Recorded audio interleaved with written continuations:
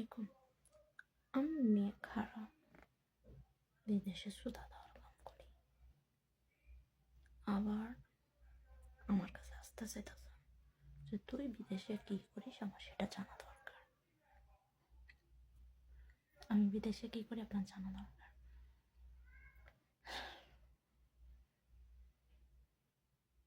কি জানতে চান বলেন। একই কথা রোজ রোজ বলতে ভালো লাগে না, ঠিক আছে? আপনার তো এর আগে বললাম যে তুমি বিদেশে আসবে, আমি কিন্তু একটা ছোট একটা পরীক্ষা করছি। তো পরীক্ষাটা কিভাবে, আমি যখন ইন্দোনেশিয়ান ছিলাম তখন তুমি আমাকে ঈর্ষা বিশ্বাস খাঁকি তুই খারাপ কাজ করলো, এত দেরি হলো তোর লাইনে আসতে,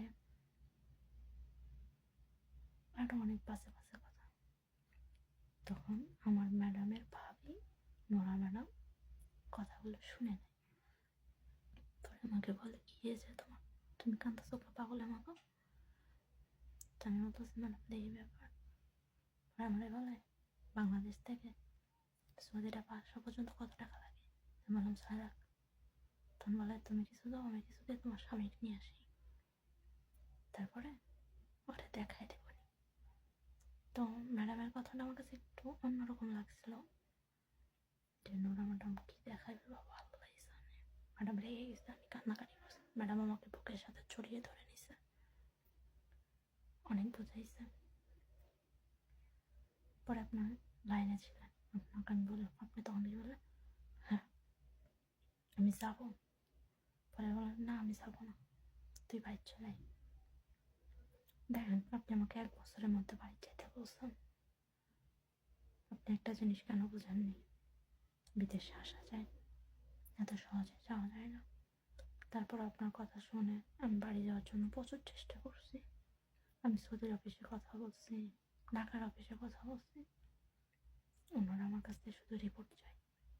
কি রিপোর্ট? মানুষের খেয়ে পরে মিথ্যাটা বলবো সম্ভব? আপনার কাছে তো বলছি দেখো এখানে 2টা অপশান আছে, এক যদি তারা মারধর করে আর এক যদি শারীরিক সম্পর্ক করে। এই 2টা করলে আমি এখান থেকে যেতে পারবো, তার আগে পারবো না, এছাড়া কোনো রিপোর্ট হয় না। তো এই 2টা একটাও তারা আমার সাথে করে না, তো আমি কি রিপোর্ট দেব? শুধু লাইন সিম দেয় না দেখে আমাকে তো আর বাংলাদেশে পাঠাবে না কেন, তারা তো টাকা খরচ করে বাংলাদেশ থেকে দেশে নিয়ে আসছে।